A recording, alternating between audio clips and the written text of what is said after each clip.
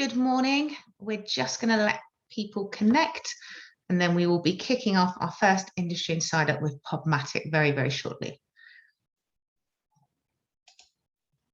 Thanks to everyone for joining us this morning. We are live and we'll be recording this. We will share with everyone afterwards.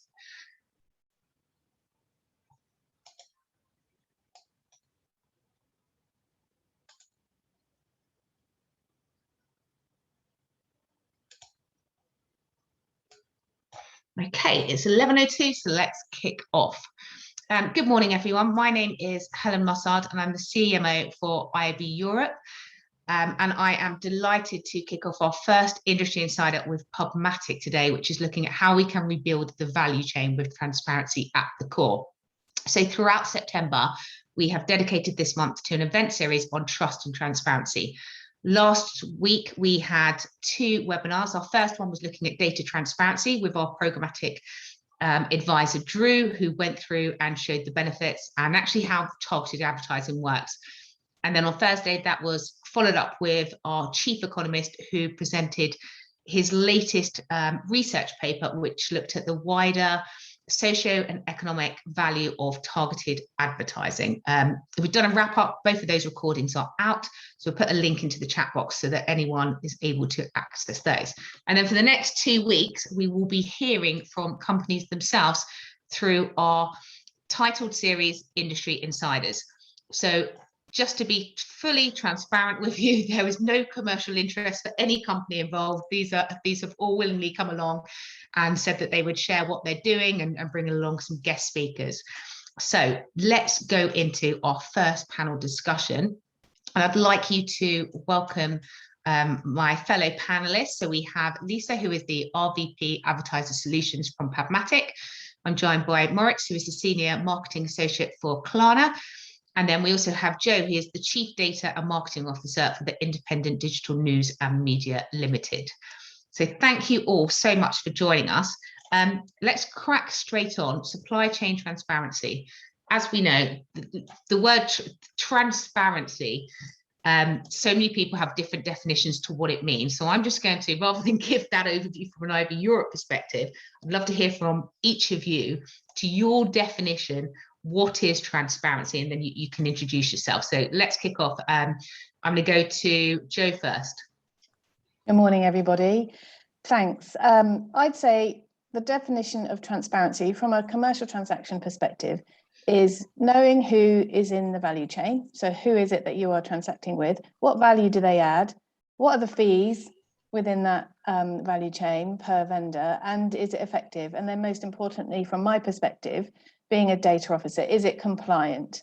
And in terms, I need to know, is it compliant? And I need to know the answers to all those questions in terms that I can understand, so that I don't have to delve into the weeds of programmatic trading too much and understand too much tech. Because what I'm finding is, historically, perhaps, we have found out post an event that we may be trading with an ad tech partner who we didn't fully understand how they were trading or what value they were adding within that chain. And I think to be able to clearly demonstrate and articulate from a tech provider's perspective what they do is very important actually moving forwards.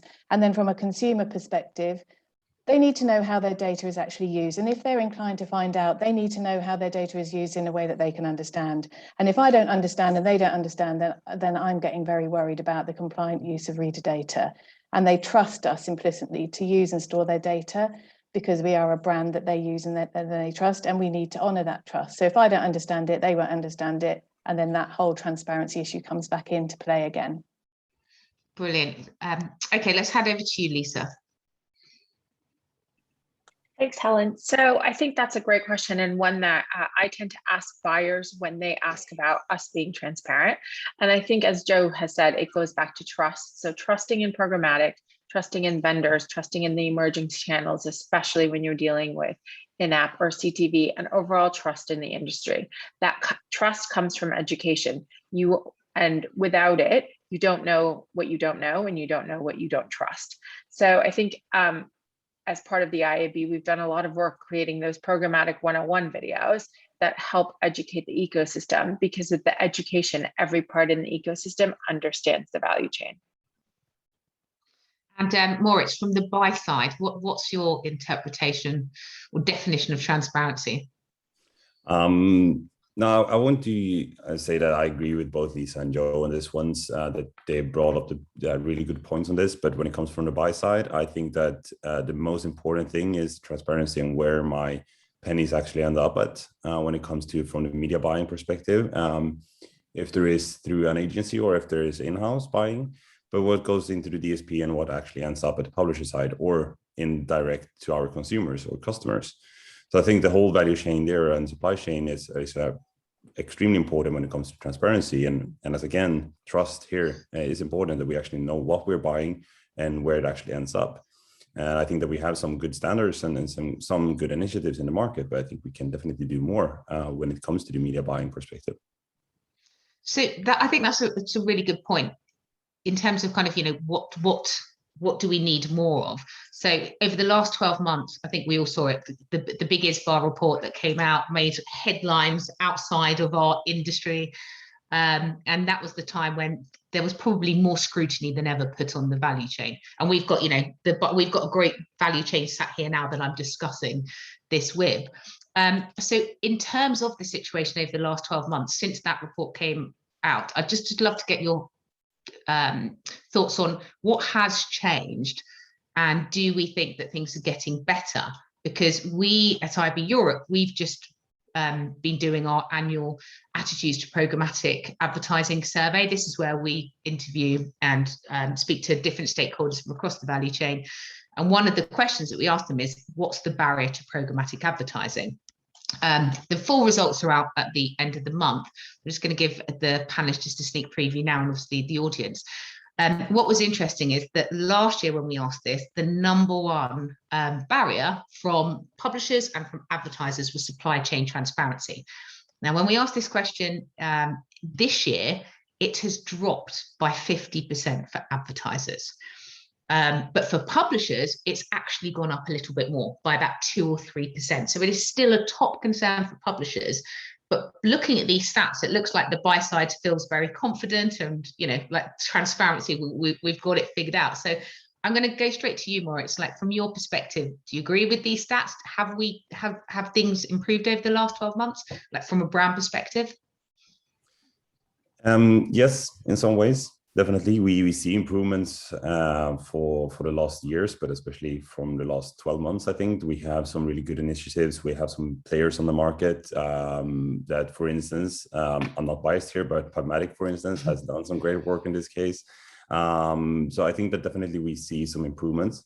But I think we have a similar issue when it comes to transparency as we had with brand safety, for instance. Is an extremely important topic, but people are a bit tired to talk about it because we feel sometimes that we have done so much around it. And when it comes to transparency, and we have this market, we have the difficult challenges that we have on the digital market when it comes to cookieless environment and those kind of things. I feel like we are taking one step back again regarding transparency, in that sense, that we are starting to see very big players on the market that takes up big market share again. And I think that is one of the issues here as well. But yeah, we have definitely seen improvements for the last 12 months in different variations. Yeah, well, hopefully for today's session, you're right, we do talk about it. It's like one of those buzzwords for the year, transparency. And, like later on, we have got some questions about practical examples. So let's do that. But I'm just going to go to you, Lisa. So Mauritz kind of called PubMatic out. We've spoken, we've done like lots on this area with you guys, looking at kind of how we can increase supply chain transparency across the value chain. So just love to get your perspective on what you see from PubMatic, whether things have changed, and also just commenting on kind of like these latest results that we've had. Yeah, thanks, Helen. I think that we've definitely spent a lot of time educating the buy side and dealing with just a broad set of needs, whether it's, as you said, supply chain transparency, and then looking at the transparency of auction dynamics, industry standards, fraud mitigation, to things like the open internet. So I think that a lot of the focus that we've recently had is really about pushing that open internet because it allows for that collaborative and inspectable marketplace, and it pushes that transparency from the beginning. and making sure that kind of creating that level playing field, which is really important because it allows everyone to have a fair shot at that success. And looking at kind of the two pillars. So great to hear that obviously the buy side, it doesn't feel that that's a barrier to entry anymore, but the publishers are finding it to be a challenge. So going back to those two key pillars are reporting and measurement. If you understand what, or if your partner is able to provide you reporting and you as a buyer or you as a publisher have full, visibility into that reporting, understand what you're seeing and can measure it, then that's exactly what being transparent means. And the ability, I think, at the end of the day is really that we all work together. So, we all sit around the table and have these open and honest conversations to make sure that, we limit that barrier to entry. And then Joe, from the publisher's perspective, then, seeing these stats that there hasn't really been that much improvement and actually it's still kind of the same concern as it was 12 months ago. What's your thoughts on that? I think it's the same concern because we need to organise ourselves a little bit better from a publishing community, and I could just be saying that from our perspective. But what I have seen change for the better is publishers feeling that they can challenge more openly and really hold vendors to account, which we potentially have not done historically so much because we've been very grateful to receive the revenues, but not potentially dive through to see where those revenues are coming from and how they actually materialize. So I think we're taking accountability more for the value chain, which is a good thing. And I think that trusted partners that we work with are very open to sharing the numbers, explaining the numbers, and giving publishers a really good idea of how they're getting the value out of it. And digital publishers are a really collegiate bunch. If we find that we've perhaps a high risk vendor who we're all monitoring, we've all got the monitoring systems now. I mean, we're with SourcePoint, and we take a lot of time to make sure that we don't have any high risk vendors dropping persistent cookies, for example, before consent, or if there's anyone in there we don't know, we take pains to find out who they are. And I think that's growing from a publisher community, but we're very collegiate. So if we find that there's someone we're not too sure about, we're very quick to ask each other and act as a group of premium publishers, particularly through the AOP and the IAB, to find out exactly what's going on. And I think that's a really positive change. And I think over the last 12 months, that's what I've found to be the most change. So trusted partners really helping us out, us taking accountability for our own revenues and how we transact, and then that collegiate element. Yeah, and I think that goes back to what Mauritz talked about earlier, like with brand safety, the earlier version of that, where to Lisa's point, more education, empowering publishers and the buy side to ask more questions. There's more accountability than ever on kind of SSPs, DSPs, to make sure that they retain those really good relationships. And it's only when you do have that education to know, like, what should I be asking? There's so many different reporting metrics. I can imagine with the amount of Excel sheets you're dealing with, is trying to know what they all mean, and how do you ask those questions? So in terms of, I guess, what we can kind of learn from other markets, we always kind of talk about the US market for digital, that anything that's kind of happening there, we see it in Europe about 6 months later. From a supply chain transparency, the first part of the question is really, what do you think we can learn from other markets? But also, one thing I did want to say is, what can we teach them? Because I think, Joe, we've talked about this before, like from a privacy and data protection point, Europe absolutely excels in this. Like we really do. You talked about them, like making sure the consent of users is absolutely, that's something we really do take very seriously, and having the consumers trust. So I'm going to kick off with Mauritz first of all, is just to say, what can we learn from other markets, and maybe anything we could teach them? Oh, this is I would say a tricky question, because I think that US market is one market that we definitely can learn from. I think they've come across a good they were the first regarding programmatic buying from the beginning, and I think they evolved a lot of things, and then they have learned a lot. But they are also I would say, sorry for saying this, but the cause of this actually issue from the beginning, that we actually see the transparency issue from the beginning, but they also are the solution for it. So we can actually start looking into that one. when it comes to other markets, what we can learn from them, I think we can look into Germany and France, for instance, where you actually see that they have a correlation between different publishers that are actually working across the whole issue with digital marketing, and not specifically regarding transparency. I'm thinking about a lot of other things.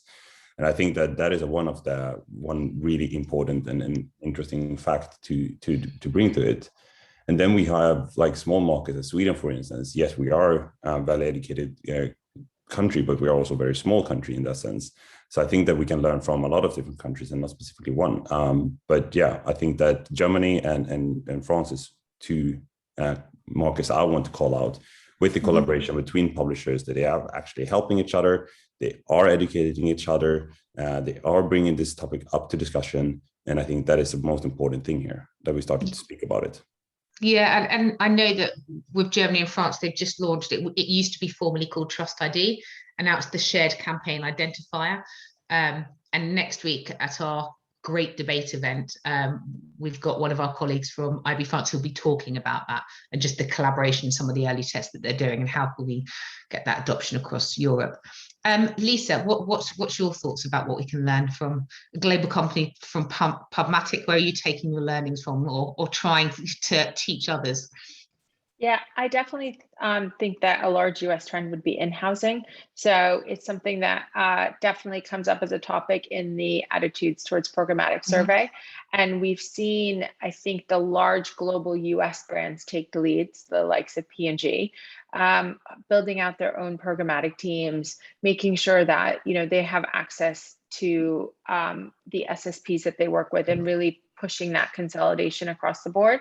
I think Mauritz is the perfect example. He's gone from the agency side over to a brand because he's coming from that agency expertise to bring that into that in-housing concept. So definitely looking at brands having more control and understanding what's under the hood. Great. And Joe, what's your perspective? I'm probably more interested to hear from you, like what we can teach others when it comes to, especially given your title, Chief Data Strategy. Yeah, I mean, I think the advent of GDPR and then having to run consent management platforms across all our brands and websites, as onerous as it's been, has been a real plus for people in my position when we're looking at customer data, because it forces you to take a look under the hood, as you were saying, Lisa. And it forces you to try and understand exactly what's going on. And then, you know, a third of our traffic comes from the US. It's a hugely important market for us. And I think from that data protection perspective, it's not as advanced because they don't have to jump through those hoops. So I think that we've got a lot to teach the US contingent about data privacy and how important it is to a consumer. And then going back to the trust, 95% of our readers don't want to know about the individual advertising. You know, that they don't want to know about the value chain. They don't really want to know about the partners that we work with, because they trust that we'll deal all that for them in a very responsible way. But it has raised awareness with a certain contingent of our readers, and our readers are very data literate at the Independent. So if they're going to take the time to find out, they will really find out. And we've been challenged a number of times with people just asking us difficult questions, which has really surprised me, actually. So I think that consumer curiosity is something that the US will need to prepare for, and to make sure that they've done the due diligence for that. So that's something I think will transfer across to the US quite well. And it's the same I was discussing with you, I think, Helen, about the cookieless future and Just how about that to ask you about that. Yes, yeah. I've been blown away actually in terms of the innovation that's gone on with a lot of the ad tech community for preparing for the cookieless future. And that's from the independents such as PubMatic. We've been really blown away by the support and the innovation, but also looking at new ways of trading. And as a group of premium publishers, which I know for a fact that we are just going to be forging ahead, despite the fact that Chrome's decision has moved back to 2023, we'll be forging ahead with how we trade in these new ways, because we want to pave the way and make sure that we're all ready. Yeah. So we don't want a last minute scramble like for GDPR on the eve of the deadline. And I think that's really positive as well. So let's try and move some business around and away from the traditional behemoths of the industry, and let's, you know, try and give the independents more of a chance, and hopefully challenge the walled gardens in that way. So I think, again, from a cookieless perspective, we've got things that would transfer very positively to the US. And I think that the kind of, post third-party cookie era, I think that's something where it's so important that whatever solutions, we know that there's going to be a mixture of contextual ID, so many different solutions, but that we have got these EU data protection regulations installed, and that has to be kind of like helping us to build this kind of privacy first future for all of the stakeholders, and of course, more importantly, consumers. Yeah, and with the news that the new ICO may not be as supportive of CMPs as the previous one is an interesting one, because I think if that does happen and CMPs start to disappear, we still as an industry need to be able to hold each other to account. So something will have to replace that. So consumers may not have the irksome charge of having to click consent for everything, but as an industry, we still need to make sure that we can monitor ourselves. Have you, so talking about that report, I saw 146 pages that was delivered last week. I haven't read them all, no. No, I can't say I have. I started going through it. There is so much. And you're kind of hoping someone's going to do some journalists will be doing a nice little overview this week for us, I'm sure. But have you started planning? Are you starting to see kind of like what this could potentially entail, or are you just going to wait and see? We're going to wait and see, but we're going to start thinking about it. So we're going to start the longer term planning from a holistic business perspective and do some scenario planning, I think. Mm-hmm. Yeah.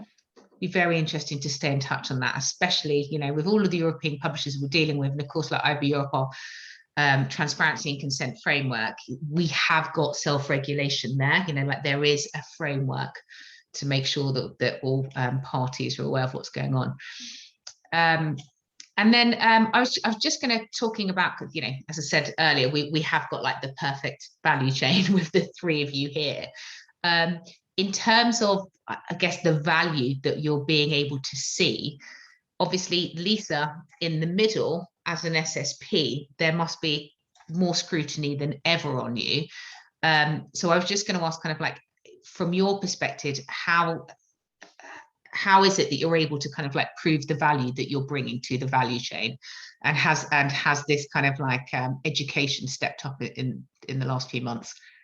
Yeah, definitely. So I think that this is definitely the time for all the stakeholders to come together and create that responsible media value chain that incorporates the content quality, the transparency, data responsibility, all from the get-go, and create a supply chain that's both good for consumers and good for business. Because I always like to say that we're all consumers first. Mm-hmm. And it's really about being at that launch point of that technology that begins and ends with that education. So that transparency piece, the collaboration piece, which then provides that clear-cut value. Okay, and then Joe, from your perspective, publisher, because you must work with so many different partners. How do you measure, ascertain the value that they're driving, and do you have any plans to, scrutinize that even more over the coming months? We do. I mean, we've been super busy over the last 12 months restructuring our data teams and reorganizing how we want to be trading in the future. So we will be auditing our partners, and we've got the tech now set up in order to do so. And, same as some other of the other leading publishers, we want to make sure that we're dealing with trusted partners that add value. And so we are very well prepared to have a look at which partners are adding value, which aren't. If they're not, why is that? Can we make sure that we've got a good, robust contract with them, that the DPAs are up to date? And if any are behaving in ways that we're not expecting, so we want to be able to challenge that behavior. Mm-hmm. So we're fully preparing ourselves to do a good audit of our partner list, because quite frankly, as a publisher, there's a whole load of partners that we do deal with, and perhaps moving forwards, we don't need to deal with quite so many. And we're looking very closely at our page performance. We've got limited development resources that every publisher has, and it's very difficult for us to keep adding more partners and expect the websites to behave, in an optimal way from a user experience. It's just not going to happen. So we're going to have to start pruning, I think. So we're going to be preparing for that in our new fiscal, which starts in October. So that's, important points you've raised then. It isn't just about looking on a spreadsheet, like who's driving the best cost, or, like helping you save the pennies there. This is looking at everything from a user experience perspective.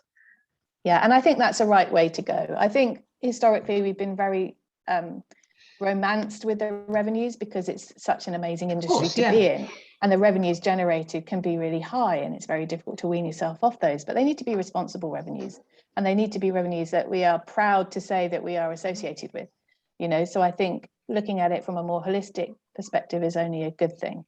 Yeah, and I think it's you know, what you said there about being proud of those revenues, that's exactly that, you know, having trusted partners that you're working with, even if it is being shortened down, that's bringing out that the reputation of our industry. That's exactly what we want, is to demonstrate like the good players that operate in it, and definitely how they take it very, very seriously. And then, Mauritz, from your point of view, understanding the value that SSP and DSPs bring, like just across the value chain, how do you kind of operate that? We are operating on a global level, so we are working closely with a lot of partners, and we are evaluating all of them continuously. And we find that it's very important for us to have that kind of trust and transparency with our partners that we're working with. And as you mentioned before, it's not about the cheapest providers. It's what can actually bring the value to the end consumers for us, that can actually that we can benefit from it. So we are having a hybrid approach at Klarna. We are working with agencies across the globe. We are working also in-house. We're buying in-house. We're buying through agencies.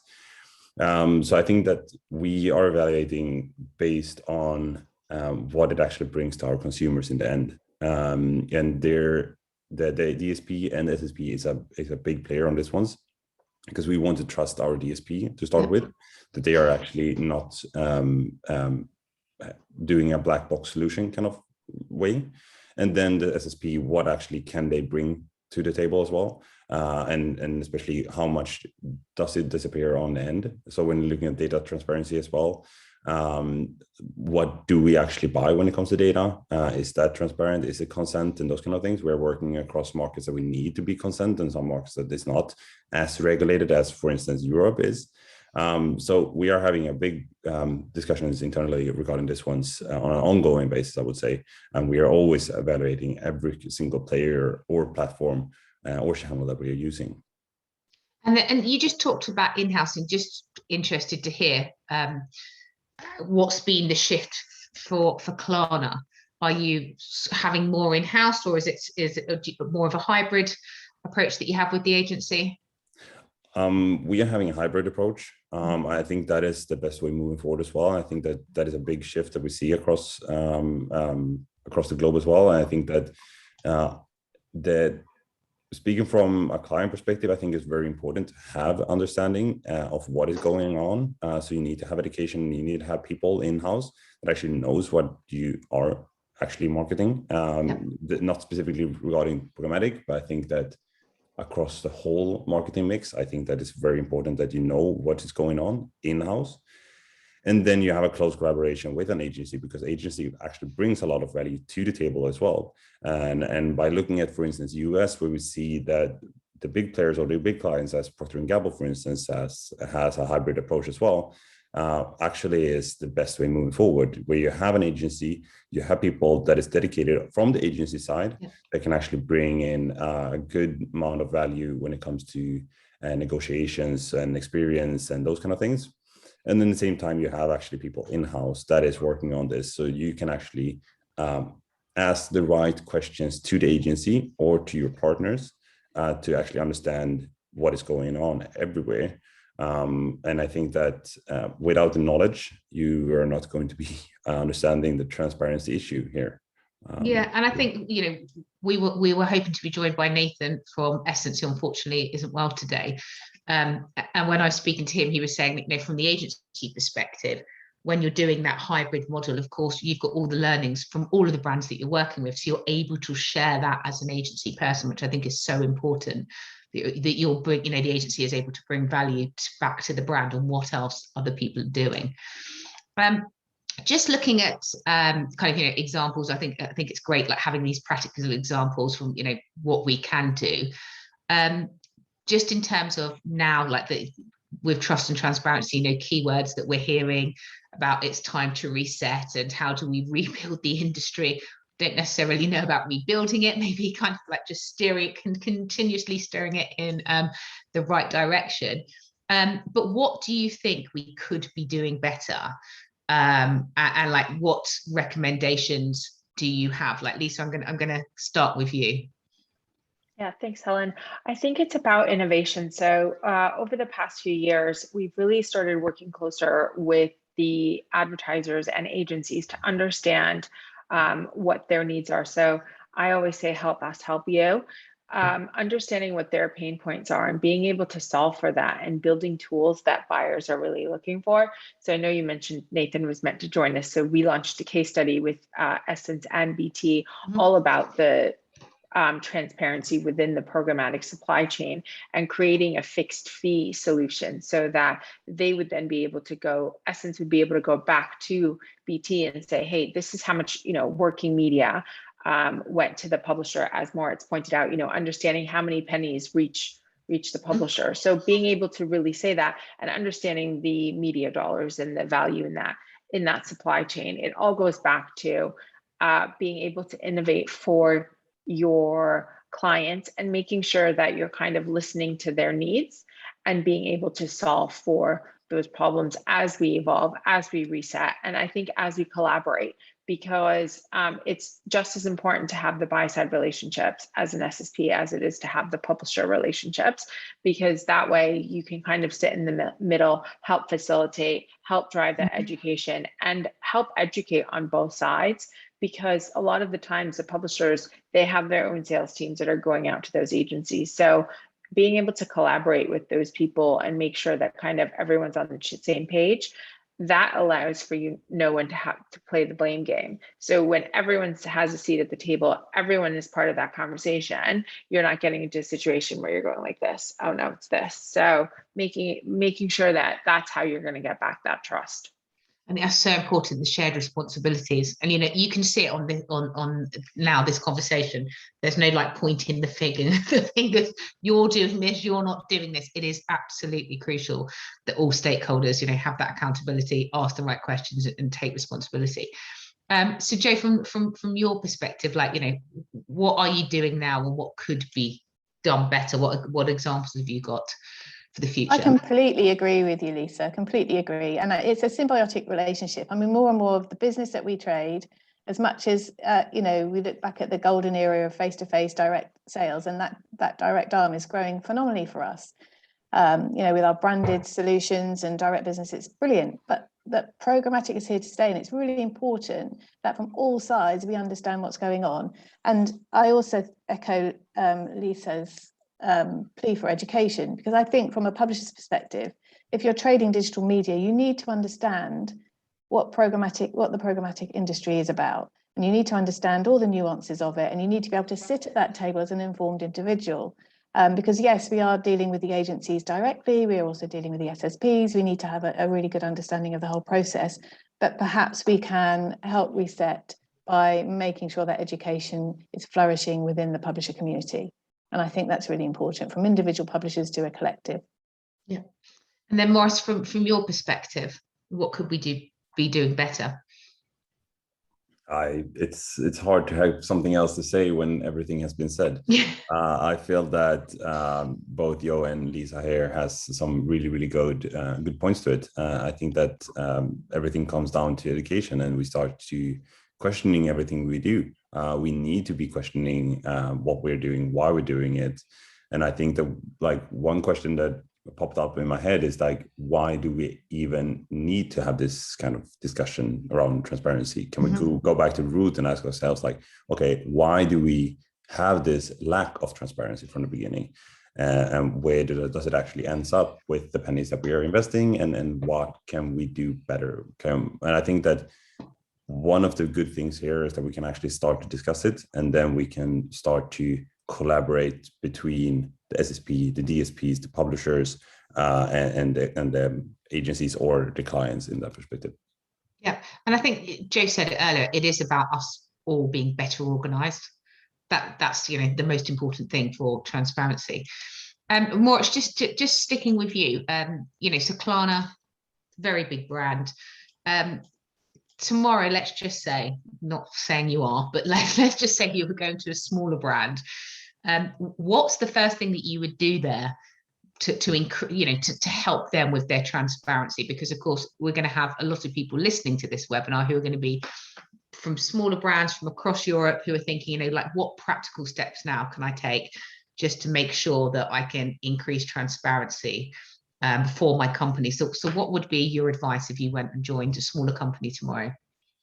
My first advice would be start asking questions.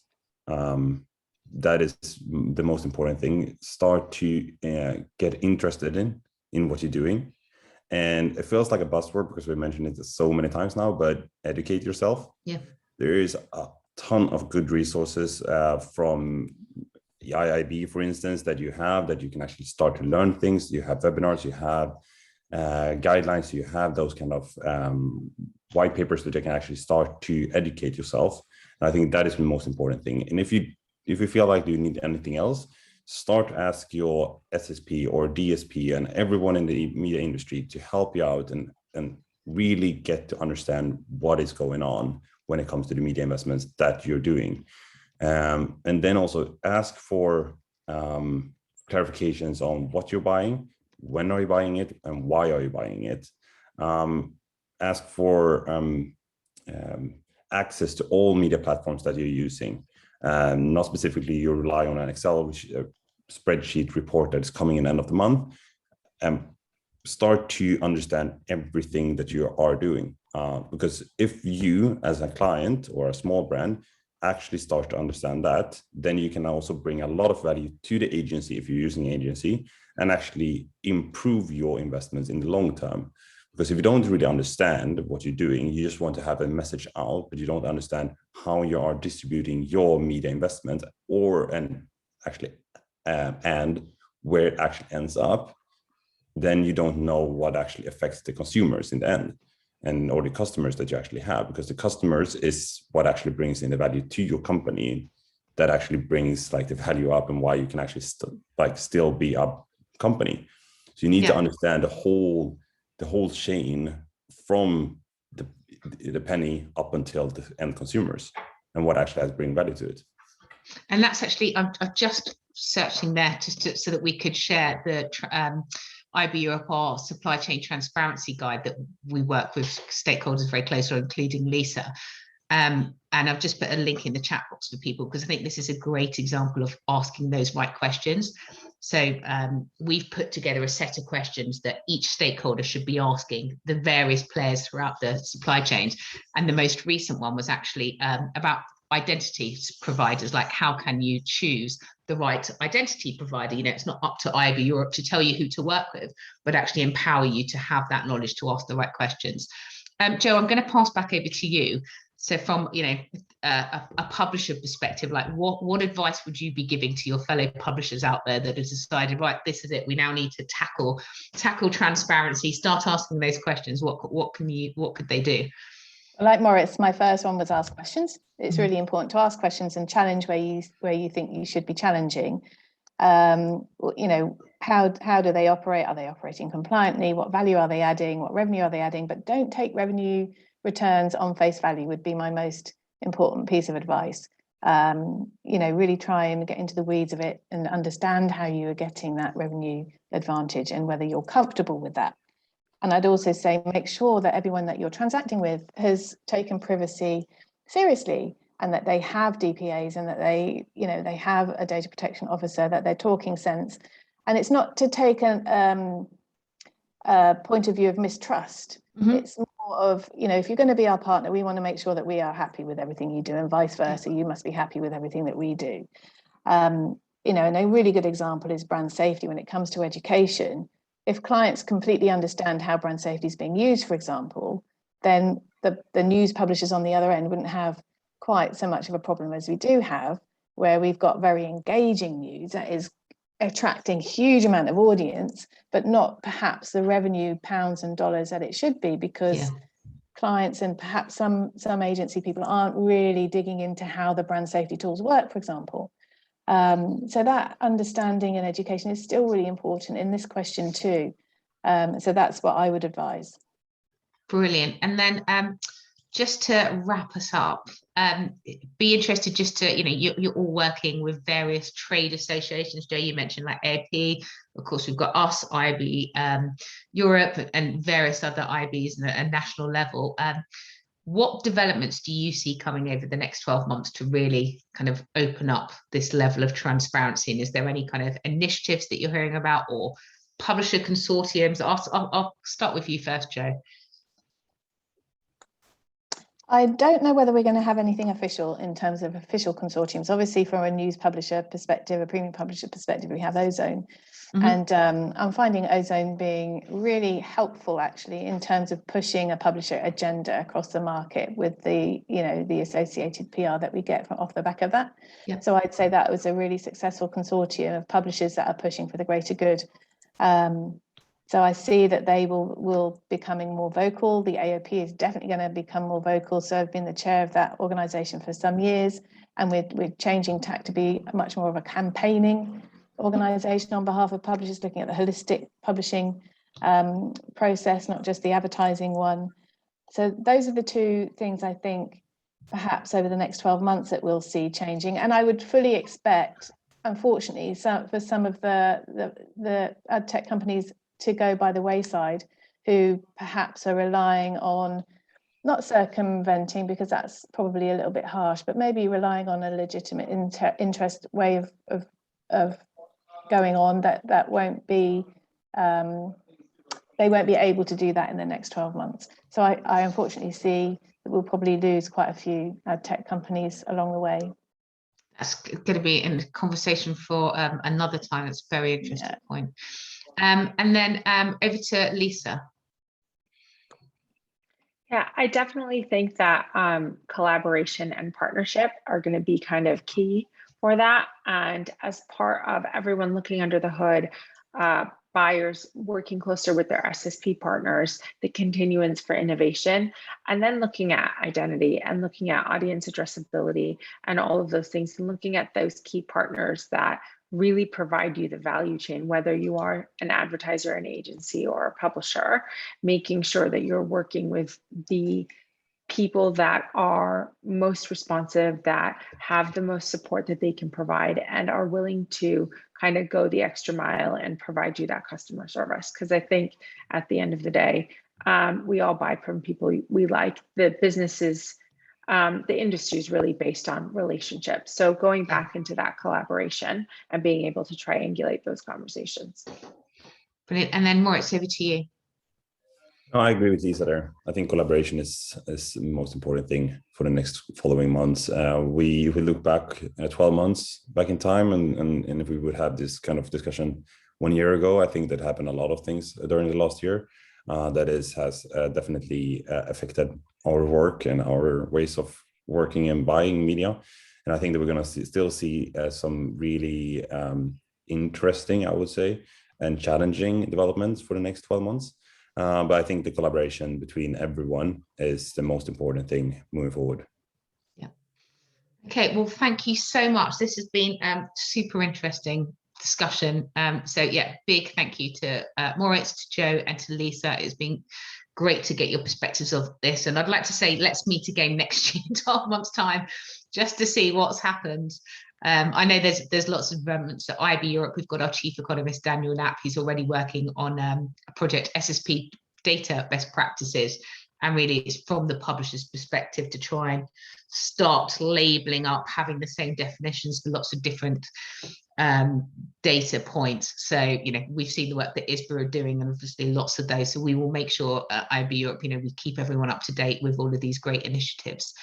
But yes, thank you very much. And then tomorrow we will be continuing our series of Industry Insider, and actually quite applicable to what we're talking about today. So looking at consent. So we'll be joined by OneTrust, who will be looking at consent for mobile, OTT and CTV, and their Industry Insider is looking at how they can make it an asset, consent an asset, not a hurdle, which I think is so crucial. So please join us for the same time tomorrow.